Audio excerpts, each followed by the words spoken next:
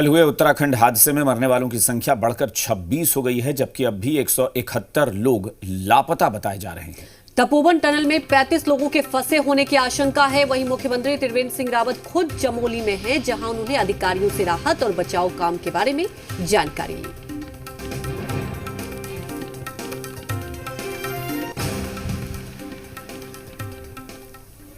तो कल हादसा हुआ था और इसमें मरने वालों की संख्या बढ़कर अब 26 हो गई है, बताया जा रहा है।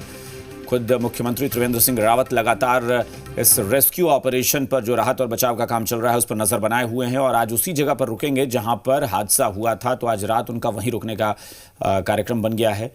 उनका यह भी कहना है कि जिस जगह पर इस हादसे की बात बताई जा रही है वहां पर ग्लेशियर नहीं था, इसलिए ग्लेशियर फटने से नहीं, बल्कि उन्होंने कहा है कि चट्टान खिसकने की वजह से यह भारी तबाही हुई है। और ये दो तस्वीरें आप देख रहे हैं, राहत बचाव का काम में जारी है।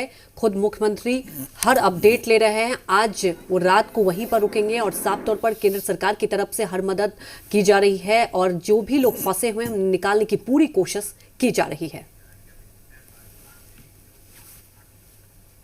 उत्तराखंड के चमोली जिले में ग्लेशियर का एक हिस्सा टूटने के बाद आई बाढ़ के बाद से रेस्क्यू ऑपरेशन जारी है। तपोवन के टनल में मलबा लगातार हटाया जा रहा है। लापता लोगों को लगातार खोजा जा रहा है। जिन गांवों से संपर्क टूट गया है वहां राहत सामग्री पहुंचाई जा रही है, जबकि उत्तराखंड के निचले इलाकों में अलर्ट जारी कर दिया गया है।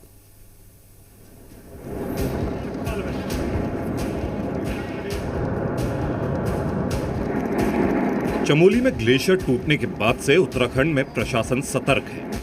उत्तराखंड के निचले इलाकों में अब भी हाई अलर्ट है। ऋषिकेश में पुलिस ने गंगा घाटों को खाली कराया। आज सुबह पानी का बहाव तो काफी कम हुआ है, लेकिन कुछ स्थानों पर झील जैसी स्थिति बन चुकी है।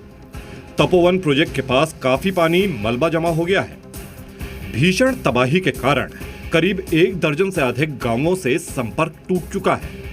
ऐसे में उत्तराखंड में सैलाब से हुई तबाही के बाद राहत और बचाव का काम जोर शोर से चल रहा है।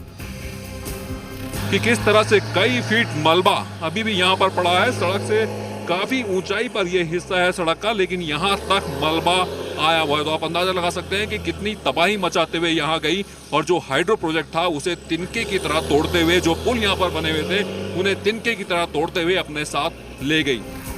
चमोली में हेलीकॉप्टर के जरिए राहत सामग्री पहुंचाई गई।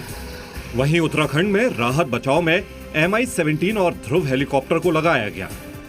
कई रास्ते कटने से परेशानी बढ़ी है। बताया जा रहा है कि उत्तराखंड के जोशीमठ में ग्लेशियर टूटने के बाद बड़ी तबाही हुई है। मुख्यमंत्री ने मुख्य सचिव को निर्देश दिए हैं कि इसरो के वैज्ञानिकों एवं विशेषज्ञों से इस घटना के कारणों का पता किया जाए, ताकि भविष्य में कुछ एहतियात बरती जा सके। एक बार का वन टाइम हादसा था ये, जो ग्लेशियर टूटा, उसके साथ पूरा पहाड़ टूटा, बोल्डर्स आए, मलबा आया और वो उसने जो रैनी प्रोजेक्ट था, रैनी पावर प्रोजेक्ट, उसको पूरा बहा दिया और डाउन स्ट्रीम 5 किलोमीटर आगे तपोवन था, उस पर बड़ा इम्पैक्ट किया। पूरा तो नहीं टूटा, पूरा नहीं बहा। तो ये 2 जगह इसका मेजर डैमेज हुआ है। उत्तराखंड में पानी का बहाव कम होने से बड़ी राहत तो मिली है, जबकि ग्लेशियर टूटने से पानी रुद्रप्रयाग तक पहुंच गया है। एहतियातन निचले इलाकों को खाली कराया गया है। प्रशासन ने कहा, डरने की नहीं, सतर्क रहने की जरूरत है। उधर ये आवागमन जो था, झूला पुलों के टूटने के कारण वो कई लोग 1500-2000 के लगभग भी वो गांव भी आवागमन से और अन्य सामग्री से भी वंचित रह गए। वहाँ भी हम लोग जाने वाले हैं, उनको भी राहत देंगे, अनाज देने का काम करेंगे। जिला प्रशासन की पूरी टीम रविवार से ही तबाही वाले इलाकों में राहत एवं बचाव कार्यों में लगी है। अन्य जिलों से भी अधिकारी मौके पर भेजे गए हैं, ताकि आपदा ग्रस्त इलाकों में जो शव मिले उनकी पहचान और पोस्टमार्टम जल्द हो सके। इस बीच उत्तराखंड हादसे पर प्रधानमंत्री मोदी ने सीएम त्रिवेंद्र रावत से 4 बार बात की है। साथ ही पीएम राहत कोष से मृतकों के परिवार वालों को 2-2 लाख की मदद का ऐलान किया है, जबकि राज्य सरकार भी मृतकों के परिवार को 4-4 लाख का मुआवजा देगी। ब्यूरो रिपोर्ट, जी मीडिया। इस त्रासदी की तस्वीरें ठीक वैसी ही थी जैसी साल 2013 में केदारनाथ से आई थी। 2013 में केदारनाथ में भी आपदा ग्लेशियर के कारण आई थी और 2021 में जोशीमठ आपदा के पीछे की वजह भी ग्लेशियर ही है। आपको बताएंगे कि कैसे उत्तराखंड में आई प्राकृतिक आपदा केदारनाथ जैसी ही है। लेकिन उससे पहले आपको बताते हैं कि आखिर देवभूमि पर कुदरत का क्रोध कहां और कैसे आया। उत्तराखंड के जोशी मठ में रेणी गांव के पास नंदा देवी ग्लेशियर का बड़ा हिस्सा टूटकर ऋषि गंगा नदी में गिर गया। ग्लेशियर के टूटकर ऋषि गंगा नदी में गिरने से नदी का पानी प्रचंड बहाव के साथ आगे बढ़ने लगा।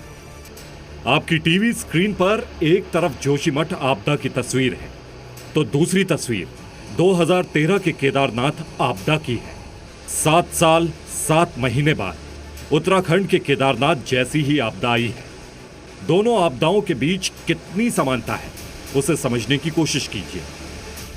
16 जून 2013 की रात केदारनाथ मंदिर के पीछे की पहाड़ी पर चोराबाड़ी ग्लेशियर भारी बारिश के कारण पानी से लबालब भर गया था और अचानक से एक हिस्सा टूटने के बाद पहाड़ से पानी तेज बहाव में नीचे आने लगा था।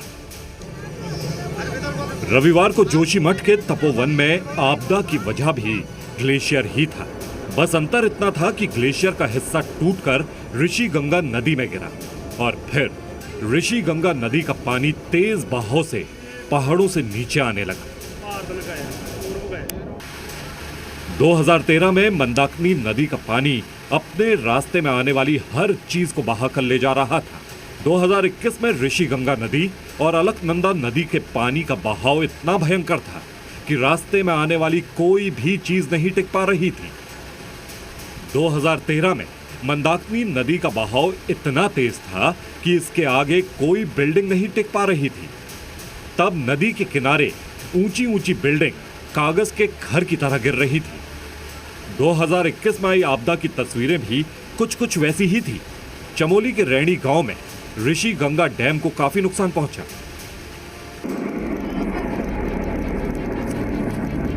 तपोवन में आए सैलाब में पानी के प्रवाह अपने साथ पुल को भी बहाकर ले गए।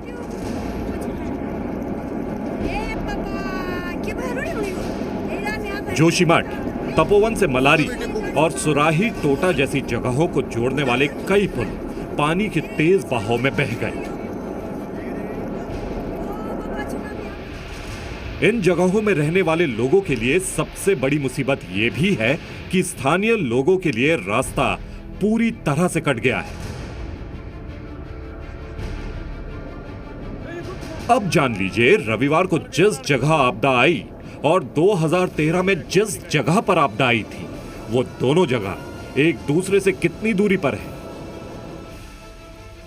केदारनाथ से जोशीमठ के बीच की दूरी करीब 51 किलोमीटर है। यानी 2013 की आपदा वाली जगह से सिर्फ 51 किलोमीटर दूर ठीक वैसी ही आपदा ने न सिर्फ उत्तराखंड को डराया है बल्कि पूरे देश को हिला दिया। आपदा अपने पीछे तबाही के निशान छोड़कर जरूर जाती है। 2013 में जब केदारनाथ में आपदा आई थी तो बहुत भयंकर तबाही मची थी। आपदा के बाद हर तरफ सिर्फ और सिर्फ मलबे ही मलबे दिख रहे थे। जोशीमठ आपदा के बाद भी ठीक वैसी ही तस्वीरें सामने आई हैं। जगह जगह सिर्फ मलबे दिख रहे हैं।